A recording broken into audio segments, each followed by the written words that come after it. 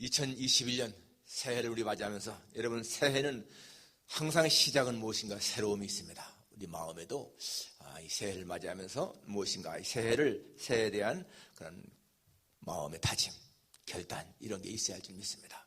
물론 각자마다 구체적인 것은 각자가 하겠죠. 제가 여러분들에게 당부하고 싶은 것은 새해에도 좀 더 하나님에게 가까이 가자 하는 것입니다. 하나님에게 가까이, 하나님에게 더 관심을 갖자, 그런 마음이요.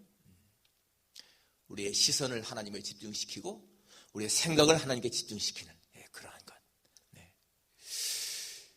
그리스도를 본받아라고 하는 책을 쓴 토마스 아 켐피스라는 사람이죠.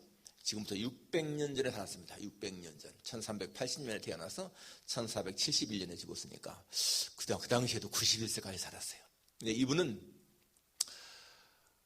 그 사람보다 더 경건한 사람이 있을 수가 없다라고 하는 평을 드는 사람이에요. 얼마나 경건한 삶을 살았는지. 근데 그분은 항상 이 복음서에 나오는 예수님의 삶을 묵상하면서 예수님의 마음을 본받기를 그렇게 소원했고, 그래서 항상 자기를 부인하고 자기 십자가를 지는 삶, 그런 삶을 살았던 사람입니다. 토마스 아 켐피스. 정말 그 그리스도를 본받으라고 하는 책은 얼마나 많은 사람들이 읽었는지 모르죠. 그래서 그 책 가운데 이런 말이 있습니다. 예수님 말씀하시기를 나를 따르는 자는 어둠에서 다니지 않는다라고 말씀하셨다. 우리가 예수님을 따라갈 때에 우리는 어둠의 삶을 벗을 수가 있다. 그러기 위해서 우리는 정말 주님을 가까이 따라가야 되고, 그래서 항상 예수님을 묵상하는 것이 중요하다. 예수님을 묵상하는 것, 예수님의 삶을 닮아가려고 하는 의지, 중요하다는 거예요. 히브리서에 나온 것처럼 Fix our eyes on Jesus. 우리의 눈을 예수님에게 집중시키고 Fix our thought on Jesus. 우리의 생각을 예수님에 집중시키는 그런 삶이 정말 중요한 것입니다. 여러분, 세상에는요, 성공자처럼 보이지만 실패자가 있고 실패자처럼 보이지만 성공자가 있습니다. 우리가 다 아는 사실 아니겠습니까? 누가복음 16장에 보게 되면 거기 거지와 부자 얘기가 나오는데, 그 부자는 살아있는 동안에 떵떵거리며 호요식하며 잔치하며 잘 먹고 잘 살았습니다. 그런데요, 그는 나중에 보니까 음부에 떨어졌고, 그렇게 거지로 살더니 나사로는 아브라함 품에 안겼다. 정말 누가 성공자고 실패자인가? 여러분, 히틀러라든지요, 스탈린이라든지 이런 사람들은 많은 사람들에게 알려졌고 아주 그 당시 살아있을 적엔 떵떵거렸지만은 여러분, 그들은요 실패자 아니겠습니까? 예수님을 십자가에 못 박던 그 당시의 제사장들, 또 서기관들, 바리새인, 이 장로들, 그 당시에는요 예수님을 죽이면서 자기들이 자선을 생각했을 거예요. 그러나 그 사람들은 실패자이고 십자가에 죽으신 예수님은 도리어 세상의 구주가 되었습니다. 정말 성공자가 누구고 실패자가 누구인 것인가? 여러분, 새해를 맞이하면서 우리 내 신앙의 목표가 무엇인가 다시 한번 점검해 볼 수 있기 바랍니다. 내 신앙의 목표가 무엇인가? 여러분의 신앙의 목표가 무엇입니까? 라고 묻는다면 자신 있게 대답할 말이 뭡니까? 나는 예수님을 닮기 원합니다. 나는 정말 예수님을 닮아가는 삶을 살다가 주님 나라에 가고 싶습니다. 그 얼마나 아름다운 삶의 목표예요. 신앙의 목표 아니겠습니까? 여러분, 오늘 본문 이 고린도전서는 바울이 고린도 교회에 보낸 편지인데, 오늘 여기 11장 1절 보세요. 내가 그리스도를 본받는 자 된 것 같이 너희는 나를 본받는 자가 되라. 굉장한 권면이잖아요. Follow my example. 내 모범을 따르라. As I follow the example of Christ. 내가 예수님의 모범을 따라가는 것처럼 너희는 내 모범을 따르라. 그 말이에요. example. 바울이 예수님을 정말 완전히 따르기 때문에 그런 말을 하는 것이 아니죠. 그렇지만 이 바울은 자기 삶의 목표를 예수님을 닮아가는 것에 둔 사람이에요. As I follow the example of Christ. 내가 예수님의 그 모범을 닮아가는 것처럼, 그렇게 애를 쓰는 것처럼 너희도 나의 모범을 닮아라. 그 말이에요. 정말 이 사도 바울은 예수님을 닮아가기 위해서 몸부림친 사람이잖아요. 그래서 수많은 매를 맞고 감옥에 갇히고 추위에 굶주림에 많이 고난을 당해도 그는 언제나 해피했어요. 언제나 행복하게 살았습니다. 주님을 닮아가려고 하는 그 의지 때문에 그렇습니다. 인생의 가장 아름다운 모습, 정말 인생을 가치 있게 살아가는 거, 여러분 정말 예수님을 닮아가려고 하는 그거보다 더 아름다운 게 없습니다. 주님을 본받는 삶, 우리 2020년 새해를 맞이하면서 어떤 마음의 결단이 필요할까? 금년에 정말 그리스도를 본받는 삶을 살아야 되겠다. 예수님을 닮아가는, 예수님을 따라가는 그런 삶을 살아야 되겠다라고 하는 그런 결단이 있기를 바랍니다. 자, 그런데 구체적으로 어떠한 예수님의 모범인가? 무슨 예수님의 그 example이 뭔가 하는 것입니다. 첫째는 그리스도의 온유와 겸손을 본받자. 예수님의 온유와 겸손을 본받자는 것입니다. 예수님 마태복음에서 이렇게 말씀했죠. 나는 마음이 온유하고 겸손하니 내 멍에를 메고 내게 배우라. Take my yoke upon you and learn from me, for I'm gentle and humble in heart. 내가 마음이 온유하고 젠틀하고 humble, 겸손하다. 그래서 내 멍에를 메고 내게 배우라. 그렇게 말씀했습니다. 여러분, 예수님의 그 성품 가운데 중요한 것이 뭐예요? 온유와 겸손이라는 거예요. 주님이 친히 말씀했습니다. 나는 마음이 온유하고 겸손하다. 여러분이 온유, 겸손, 이게 무슨 말일까요? 온유? 우리는 온유라고 생각할 때에는 온유라는 말 들으면 온순하다, 부드럽다 그런 느낌이 들잖아요. 그렇습니다. 온유하고 온순하고 부드러운 그러한 것이 온유인데 이것이 힘이 없어서 그런 것이 아닙니다. 원래 이 온유라고 하는 말은 이 야생마가 힘이 굉장히 강한데 길들여져 가지고 아주 부드럽게 순종하는 그런 모습을 보여주는 거예요. 이 온유라는 말이. 힘은 강한데 절제된 힘을 갖고 있는 거, 그게 온유라는 말이에요. 옛날 신학교 때 교수님이 그렇게 말했습니다. 온유가 무엇인가 하면은, 온유는 내가 마땅히 받아야 할 대우를 받지 않아도 마음이 상하지 않는 그러한 마음, 그게 온유라고 말했어요. 굉장히 의미가 있습니다. 내가 마땅히 받아야 할 대우를 받지 않아도 마음이 서운하지 않고 화가 안 나는 것이 온유라는 거예요. 여러분, 사람들이 화를 내고 서운한 감정을 느끼는 때가 언젠가 생각해 보세요. 내가 당연히 받아야 할 대우를 받지 않을 때 그때 사람들은요 화가 나고요. 그리고 서운한 거예요. 교회를 갑자기 떠나는 사람들 생각해 보십시오. 그런 경우에 대개가 물론 다른 이유도 있지만은 어떤 그 서운함 때문에 경우가 많습니다. 내가 이 교회에 굉장히 헌금도 많이 하고 그렇게 봉사도 많이 하고 충성도 많이 했는데 이 교회가 나를 알아주지 않는다. 그러기 때문에 떠나는 경우 많지 않아요? 그런데 만일에 그런 때에도 마음이 온유하다면은 내가 그렇게 많이 주님 앞에 헌금을 드리고 내가 많이 충성하고 봉사한 것이 내 힘이 아니야. 하나님이 나에게 그런 마음을 주셨기 때문에, 힘을 주셨기 때문에 그런 거야. 그러면요 서운한 감정이 안 생기는 거예요. 그런데 내가 마땅히 이런 대우를 받아야 되는데 왜 사람들이 대우하지 않을까? 그러기 때문에 떠나는 거 아니겠습니까? 부부간의 다툼도 그렇습니다. 내가 아내에게, 남편에게 적어도 이러한 대우는 받아야 되는데 그게 채우지 않을 때에 여러분 화가 나고 서운한 감정이 생기는 거예요. 그럴 때도 그것을 사귈 수 있는 그런 마음이 바로 뭡니까? 온유라는 거예요. 온유. 여러분, 예수님 보십시오. 예수님 하나님의 아들이십니다. 이 땅에 오셨을 적에 사람과는 비교할 수 없는 그분이기 때문에 최상의 대우를 받아도 부족한 그런 거 아니겠습니까? 그런데 예수님은 그냥 보통 사람이 받아야 할 대우도 받지 못했어요. 저 마국간 천한 곳에 태어나셨고 여우도 굴이 있고 공중의 새도 깃들 곳이 있는데 인자는 머들 곳이 없도다. 그렇게 하나님의 아들이 가난하게 살았습니다. 그리고 죽으실 적에는 죄인 취급받으면서 십자가에 죽으셨습니다. 예수님은 그렇게 대우를 받아도 당연히 부당한 대우인데도 예수님은 그것이 부당하다 이렇게 하지 않고 그냥 묵묵히 다 받았다는 거예요. 그것이 바로 예수님의 온유를 보여주는 거 아니겠습니까? 여러분이 온유와 겸손은요 같이 다니는 거예요. 항상 온유한 사람은 겸손하고 겸손한 사람은 온유합니다. 이 온유와 겸손의 바탕에 뭐가 있는가 하면은 자기를 낮추는 게 있는 거예요. 자기를 낮추는. 그게 온유와 겸손이거든요. 그런데 하나님의 법칙은 자기를 낮추는 자를 높이시잖아요. 누구든지 자기를 높이는 자는 낮아지고 자기를 낮추는 자는 높아지리라. 이것이 예수님의 법칙인 것입니다. 그렇기 때문에 여러분, 예수님은 억울한 일을 당할 때에도 그것 때문에 분노하지 않고 화내지 않고 모든 걸 다 묵묵히 받았습니다.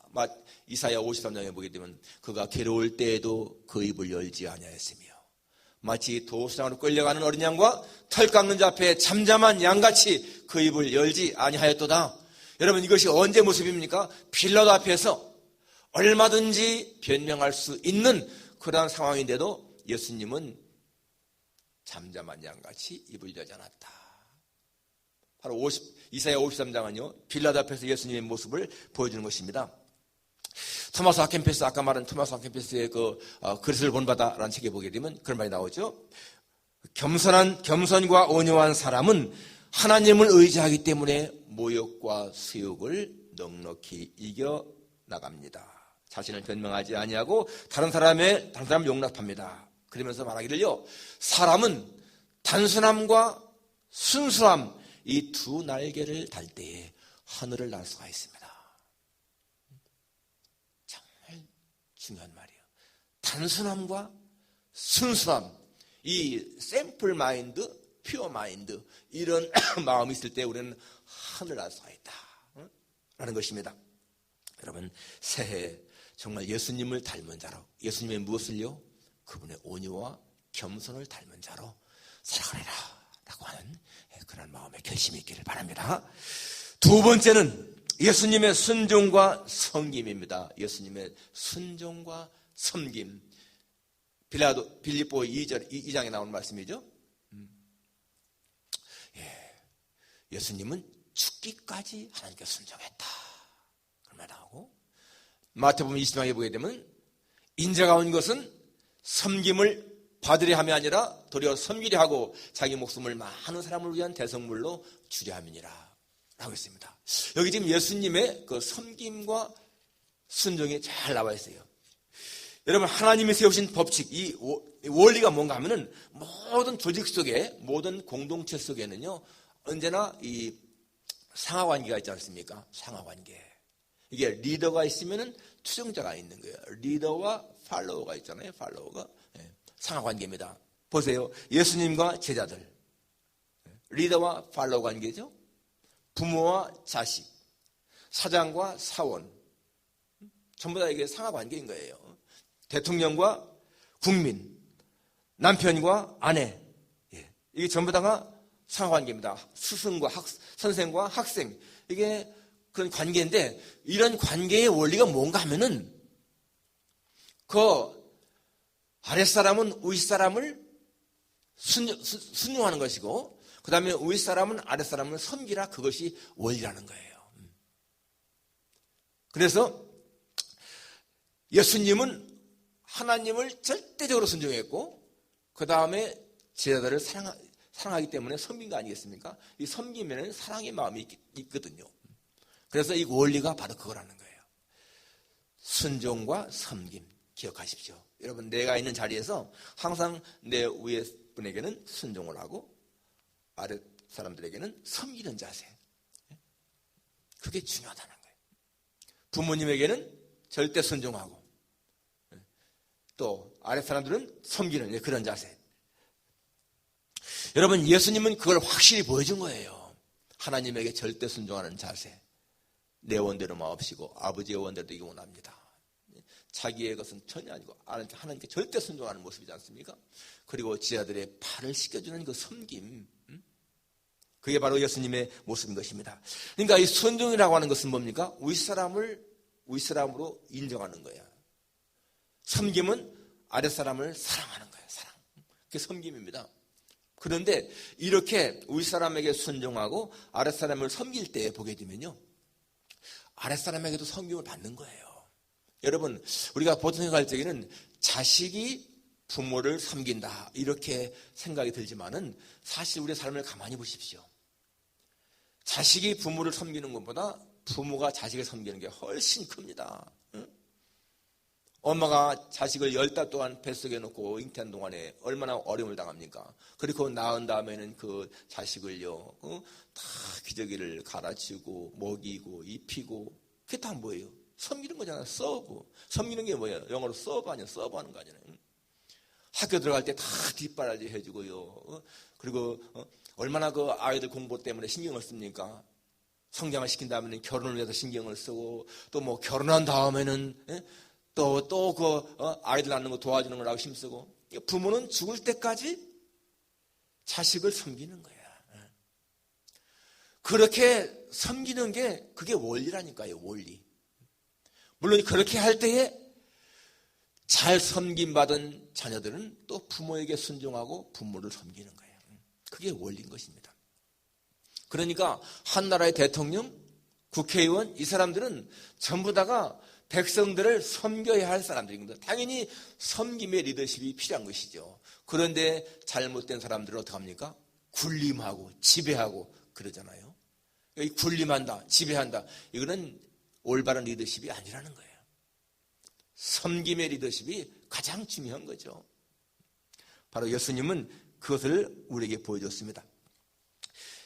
남편과 아내 사이에도 항상 아내는 남편에게 순종하는 모습, 남편은 아내를 섬기는 자세. 그러니까 남편이 결혼하는 최고의 목적은 뭐예요? 아내를 행복하게 해주는 것. 그러니까 한 아내를 행복하게, 한 여자를 행복하게 해주는 남자는 남자로서 해야 할 일을 정말 잘 감당한 거죠. 바로 그것이 성민과 이 순종의 관계인 것입니다. 교회의 중직자 마찬가지입니다. 여러분 교회의 중직자, 목사, 장로, 권사, 안수집사 전부 다가 이 성도들을 섬겨야 하는 그런 직분이잖아요. 그런데 잘못된 사람들은 이게 섬김을 받으려고 하는 그런 마음 갖고 있으면 거기서부터 문제가 생기는 거예요. 그러니까 여러분 중직자들이 교회에 중요한 일 맡은 사람들이 섬기는 자세로 일한다면 그 교회가 얼마나 아름답습니까? 저희 교회는 그런 모습을 보여서 너무너무 감사하죠. 아무튼 간에 여러분 이 예수님의 순종과 섬김을 실천하는 사람이 성숙한 신앙인이다 라는 것입니다. 우리 주님의 순종과 섬김을 본받아서 새해에는 그런 삶이 되기를 바랍니다.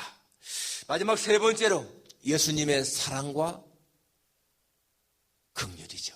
예수님의 사랑과 긍휼. 바로 거기에서 예수님의 뭐가 보입니까? 희생이 보이잖아요. 예수님의 사랑과 긍휼. 성경에 보게 되면 예수님은 남을 긍휼하게 하는 불쌍히 이런 그런 사건이 많이 나오지 않습니까? 불쌍히 여기사, 불쌍히 여기사, 불쌍히 여기사. 그걸 아는 사람들도 예수님에게 다윗의 자손 예수여 나를 불쌍히 여기소서 그렇게 외치고요. 또 예수님은 불쌍히 여기사 오병이 행할 적에도 그 굶주린 군중들을 불쌍히 여기사 아들을 잃고 따라가며 울던 그 과부에게 나인성 과부를 주님이 불쌍히 여기사 울지 말라. 여러분 정말 다른 사람을 보면서요 어려운 사람 불행한 당한 사람들을 보면서 불쌍히 이런 마음 굉장히 중요한 거예요. 그것은 정말 예수님의 마음을 닮은 그런 모습 아니겠습니까? 정말 이 세상에는 그런 사랑을 갈망하는 사람들 불쌍히 여김을 받아야 할 사람들이 너무나 많습니다. 그런 사람들에게 여러분 손을 내미는 거 정말 중요하죠. 그리고 상처를 받은 사람들이 참 많습니다. 그런 사람들 위로하는 거 정말 중요한 거예요. 예수님의 마음을 품고 살아가는 거예요. 야고보서에 보게 되면 그런 말씀 있잖아요. 네 형제가 먹을 것이 없고 그러니까 어려운데 그냥 뭐 배부르게 해라, 덥게 해라. 그렇게 하면서 쓸 것을 도와주지 않으면 무슨 가치가 있느냐? 그러니까 무엇인가 어려움을 당하는 사람들을 도와주라는 거예요. 손을 내밀어 도와주라는 겁니다. 그것이 바로 예수님의 그 사랑, 긍휼을 실천하는 것이다. 그것입니다. 여러분, 주님은 우리를 향해서 뭐라고 했습니까? 너희는 세상의 소금이고 빛이야 라고 말씀했습니다. 소금, 좀 더 맛을 내는 그러한 사람으로 살아가라. 정말 우리가 여러분 세상을 살아가면서 내가 속해 있는 공동체를 조금 더 만나게 한다면 얼마나 내 인생이 아름답습니까? 세상을 좀 더 밝게 해서 사람들로 하여금 갈 길을 알게 하는 그러한 삶 얼마나 좋습니까? 아무튼 간에 여러분, 예수님을 본받는 것 가운데서 이 사랑, 긍휼, 희생, 우리가 이것을 실천하며 살아간다면 주님이 얼마나 기뻐하실까. 우리 한 해 동안도 그러한 마음으로 살아갈 수 있기를 원합니다. 한국의 경인선 열차는요, 밤늦게까지도 사람들이 많았는데 한 9시 넘어가서 늦은 시간이었는데 영등포에서 한 허름한 청년이 무거운 짐을 들고 탔습니다. 굉장히 피곤해 보이는 모습이었습니다. 그는 무겁게 그 짐을 실형에 얹어놓고는 그 손을 잡으면서 고개를 푹 숙이고 너무나 지친 모습이었습니다. 그 다음 역에서 사람들이 빠져나가고 또 사람들이 탔는데 어떤 애기업은 부인이 탔는데요. 그 아기가 엄청나게 우는 거예요. 그러니까 이 엄마가 그 아기를 달래면서 막 애를 쓰고 짐도 있고, 그런데 아무도 그 사람에게 자리를 양보한 사람이 없었습니다. 그러다가 그 다음 역에서 이제 구로역에쯤 갔는데 바로 이 청년 앞에 있는 사람이 내리는 거예요. 그러니까 당연히 이 사람들은 뭐 자기 앞에 내렸으니까 이 남자가 앉아야 되잖아요. 그런데 이 남자가 애기 업은 아줌마 어디 있어요? 하고서 이제 그렇게 불렀어요. 그런데 그 순간에요, 옆에 있던 여자, 한 40대 여자가 그냥 잽싸게 와서 앉아버리는 거예요. 그 자리를. 너무나 어이가 없었습니다. 그러니까 이 남자가, 아니 애기 업은 아줌마는요? 그러니까 그 앉으면서 그 여자가 내렸어요? 그러는 거예요. 그래서 그러려냐고 했는데 보니까요, 저쪽에 서 있어요. 그 여자가 아직도, 애기 업은 아줌마는. 그러니까 이 남자가 너무나 마음이 안 좋은 거였어요. 어쩌면 이렇게 이기적인 사람이 있을 수가 있을까. 그런데 그 여자의 목에요, 십자가 목걸이가 반짝이는 거예요. 십자가 목걸이 반짝이는 얘기는 분명히 교회 다니는 사람 아니겠습니까? 그 다음 역쯤 갔을 적에 조금 가다가 이제 이 남자가 물었습니다. 혹시 교회 다니세요? 바로 앞에 앉아 있으니까. 그러니까 네 하고 대답했습니다. 그때요, 이 남자가 그랬습니다. 부끄럽지도 않으세요? 그 목걸이 하고 다니는 거. 그러니까 얼굴이 빨개지면서 가만히 있었어요. 저는 지난 일주일 동안 쉬지 않고 일을 해서 너무나 지금 피곤한 상태입니다. 내가 그 자리에 앉고 싶었습니다. 그렇지만은 그 애기 업은 아줌마에게가 너무나 안쓰러워서 양보하려고 했는데 어떻게 그렇게 이기적일 수가 있습니까? 그러니까 그 여자는 아무 말도 못하죠. 저도 예수 믿습니다. 그런데 우리가 예수 믿는다는 것이 무엇입니까? 내가 좀 더 힘들어도 어려워도 좀 주변에 어려운 사람을 돕는 것이 예수 믿는 사람들의 모습이 아니겠습니까? 그 다음 정류장에 거의 다 왔을 적에 그 남자가 십자가 목걸이 하고 다니지 않았으면 좋겠네요. 미안하지 않으세요? 부끄러운 줄 아세요? 그러면서 내렸어요. 그런데 여러분, 그렇게 내리고 나니까 이 여자가 뭐라 하는지 아세요? 혼잣말로 남이야 하고 다니던 말든 무슨 상관이야? 그 말을 들은 그 주변 사람들의 얼굴이 찌푸렸습니다. 오히려 그 남자가 말할 적에는 굉장히 시원해하던 주변 사람들이 그 여자의 말을 듣고는요, 야, 어쩌면 저렇게 뻔뻔할 수가 있을까? 여러분, 정말 예수 믿는다는 것이 무엇인가요? 내가 힘들어도 어려워도 내 주변 사람들이 더 힘들면 조금 더 양보할 수 있는 그런 마음이 필요한 거 아니겠어요? 그게 예수님의 사랑을 베푸는 거 아니겠습니까? 제가 대학교 다닐 적에요, 기독교에 대해서 실망할 때가 있다고 하지 않습니까? 그 중에 하나가 뭔가 하면은 버스를 타면은요, 예수 믿는 그 아줌마들, 지금으로 하면 집사님들이시지, 집사님, 권사님들 가방을 딱 그 의자다 놓고서 차지하고서는 팍 불러가지고 먼저 차지해 놓고는 의자를, 그리고는 자기들만 타라고 하는 그런 모습 보면서 저도 그때 젊을 때에 어쩌면 저렇게 이기적일까? 예수 믿는다면 좀 남에게 양보할 줄 알아야지. 어떻게 자기들만 저렇게 차지하려고 할까? 그런 마음이 들었습니다. 여러분, 불신자들은 우리 믿는 사람들의 행동 하나하나가 굉장히 그들에게는 중요한 영향을 미치는 거예요. 정말 그들에게 무엇인가 사랑, 희생, 봉사, 헌신의 모습을 보이면은 그들은 예수님을 더 좋게 생각하는 것이고 믿을 마음이 생기는 것이고 우리의 행동이 그렇게 이적이면은요 교회를 멀리하고 싫어합니다. 우리 2021년 새해를 맞이하면서 예수님 그리스도를 본받는 그런 마음, 그분의 온유와 겸손, 순종과 섬김, 사랑과 긍휼. 여러분 주님과 동행하는 삶은요 풍요함을 누리고 위대한 삶이지만은 주님과 멀어진 삶은 초라하고 부끄러운 삶인 것을 기억하십시오. 그래서 2021년 한 해 동안에 정말 예수님을 닮아가는 그런 삶이 되기를 주님의 이름으로 축원합니다.